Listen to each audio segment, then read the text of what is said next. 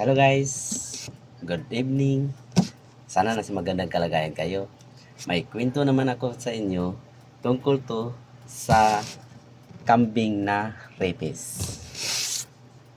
Ganito kasi mga kaibigan ko, lahat ng mga hayop, pag nakita nila ang kambing na rapist, takbo ng takbo sila, natatakot sa rapist. Ito namang rapist na kambing, pag mahuli, titirahan talaga.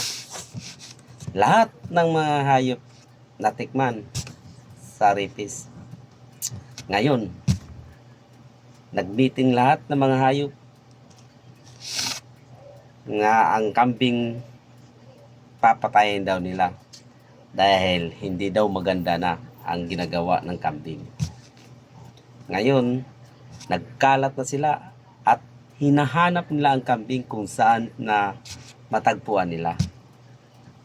Ito naman si baka, pumunta doon sa may ilog. Ito naman si baboy, pumunta doon sa mga putikan. Doon mismo nakita ng baboy. Naghanda na ang baboy, lumapit para patay ng kambing. Ay nakita niyang kambing, nagludlod at yumuko-yuko. Naawa ngayon ng baboy.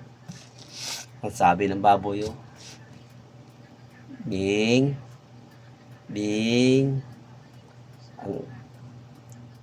naawa ko sa iyo, Bing. Kawawa ka naman, nagludlod ka pa dyan at yumuko-yuko.